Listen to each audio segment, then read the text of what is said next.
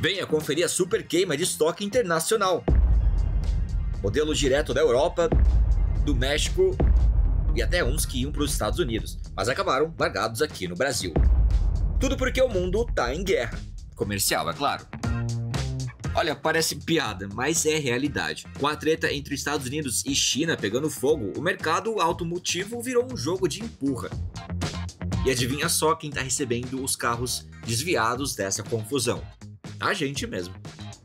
Com a escalada da guerra comercial entre Estados Unidos e outras potências, a competição no mercado automotivo deve crescer no Brasil, segundo o presidente da Associação Brasileira das Empresas Importadoras e Fabricantes de Veículos Automotores, a ABEIFA, que é o Marcelo Godoy. Então hoje a gente fala sobre como o Brasil deve virar destino de carros antes enviados aos Estados Unidos, segundo importadoras.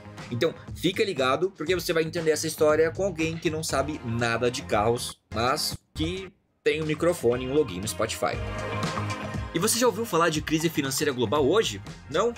Calma que a gente resolve isso para você. O FMI tem novidades e é sobre isso que vamos conversar hoje. O Fundo Monetário Internacional soltou um alerta dizendo que a guerra comercial iniciada por Trump, sim, Trump de novo, pode bagunçar geral os mercados e colocar pressão nos bancos e seguradoras do mundo inteiro. O motivo, você já sabe, tarifas para cá, retaliação para lá, e de repente o que era só uma briga entre Estados Unidos e China começa a respingar no mundo inteiro. Até o Basis Trade, aquela aposta maluca do mercado, a gente vai falar mais sobre isso hoje. Então no episódio de hoje a gente discute também o porquê que o FMI está preocupado, por que os mercados estão oscilando mais com o Wi-Fi aqui de casa e o que tudo isso tem a ver com o Brasil.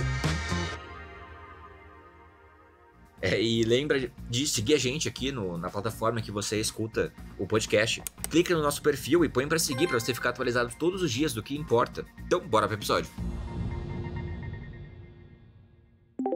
Olha, a guerra comercial entre os Estados Unidos e outras potências como a China tá mexendo com vários mercados ao redor do mundo. E o Brasil não ficou de fora dessa. No setor de carros, por exemplo, a competição deve aumentar. E quem diz isso é o Marcelo Godoy, presidente da Associação Brasileira das Empresas Importadoras e Fabricantes de Veículos Automotores. Godoy explicou que já desde o ano passado a disputa no mercado automotivo tá mais acirrada, mas com a intensificação da guerra comercial isso deve ficar ainda mais forte. Olha só o que ele disse, abre aspas. Carros que antes eram exportados da Europa ou do México para os Estados Unidos agora podem ser direcionados para o Brasil, fecha aspas. Olha, isso vale principalmente para carros de marcas mais caras, tá bom? Os chamados premium. Esses com certeza vão gerar mais competição no mercado nacional. Então se você estava pensando que ia ter mais Onix no Brasil, não é por aí. Antes disso, vale lembrar que não é só a guerra comercial que está mexendo com as coisas. Godoy também falou sobre o impacto da taxação. Mesmo que os Estados Unidos resolvam diminuir as taxas de importação, a competição no Brasil vai continuar crescendo. E por quê? Porque o Brasil é um mercado gigante com muito potencial de crescimento. Apesar de ter uma penetração de carros importados ainda baixa, isso está mudando e a tendência é que continue a crescer. Mas o que muda para quem compra? Olha, os consumidores que costumam comprar carros importados geralmente têm um poder aquisitivo maior.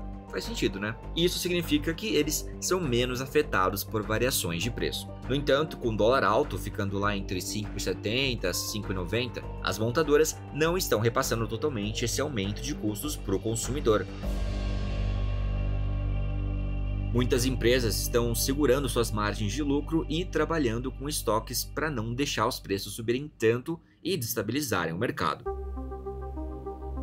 Godoy também comentou sobre a Volvo, mas disse que a estratégia vale para outras montadoras também. Se os preços subirem demais e de forma muito instável, o consumidor perde a confiança e acaba não comprando. A ideia é manter a oscilação de preços o mais equilibrada possível. E olha só, os números estão mostrando que o mercado está aquecido. No primeiro trimestre de 2025, as vendas de carros importados no Brasil cresceram 33,9% em relação ao mesmo período do ano anterior. Se considerarmos também os carros feitos no Brasil pelas montadoras que são associadas à ABEIFA, o crescimento chega a 32,8%. E sabe o que mais? Desse total de carros vendidos, 25.500 foram elétricos. Ou seja, mais de 90% dos carros importados já são de modelos mais ecológicos. E olha, por falar nisso, os carros elétricos estão virando tendência aqui no país. De acordo com o Godoy, eles ainda não são para todo mundo, mas já são uma escolha popular. Esses carros em 2025 já representam quase 10% de todos os carros vendidos no país.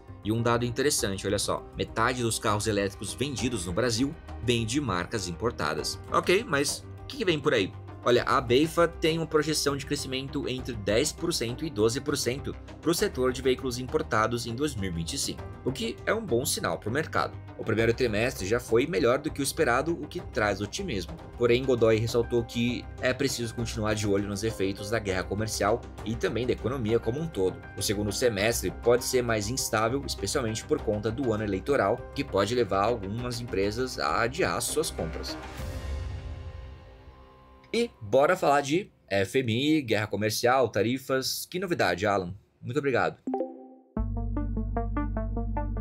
A guerra comercial, iniciada pelo presidente dos Estados Unidos, Donald Trump, está começando a preocupar o mundo de novo. Olha só, segundo o Fundo Monetário Internacional, o famoso FMI, esse tipo de conflito entre países está mexendo com a estabilidade financeira global. Olha, em um relatório publicado nesta terça-feira, dia 22, o FMI alertou que os mercados estão ficando mais instáveis. Desde que os Estados Unidos começaram a anunciar novas tarifas, vários preços de ativos, como ações, moedas e títulos públicos, estão subindo e descendo com muita força. E se a economia global piorar, esse sobe e desce deve continuar, ou até piorar. Segundo o texto, abre aspas, os riscos para a estabilidade financeira global aumentaram significativamente, fecha aspas. E isso porque algumas instituições financeiras, especialmente aquelas que estão muito endividadas, podem começar a sofrer mais pressão. E com endividadas, gente, eu quero dizer alavancagem. Olha, um dos principais fatores que pode agravar a situação, segundo o FMI, é o chamado risco geopolítico, que basicamente significa tensões entre países, coisa que não falta nos últimos tempos. E a guerra comercial entre os Estados Unidos e a China, por exemplo, já tem impactos que vão além dos dois países. Outros governos que também estão tentando entender qual que vai ser o rumo das relações com os Estados Unidos estão se sentindo inseguros. O Banco da Inglaterra, por exemplo, já disse que esse tipo de conflito pode afetar a estabilidade financeira ao atrapalhar o crescimento da economia. E não para por aí. Enquanto isso, a guerra entre Rússia e Ucrânia segue sem solução.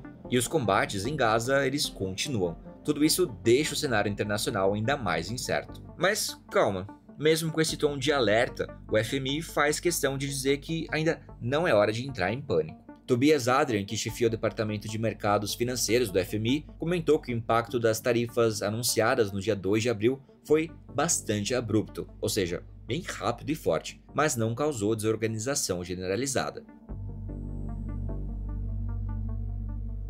Olha só, ele disse que os mercados não entraram em colapso, que a economia global não está à beira de uma recessão e que parte dessa movimentação foi apenas uma correção. Isso porque os preços de muitos ativos estavam inflados, ou seja, esticados demais. Então, esse reajuste nos preços pode ser visto como uma espécie de normalização.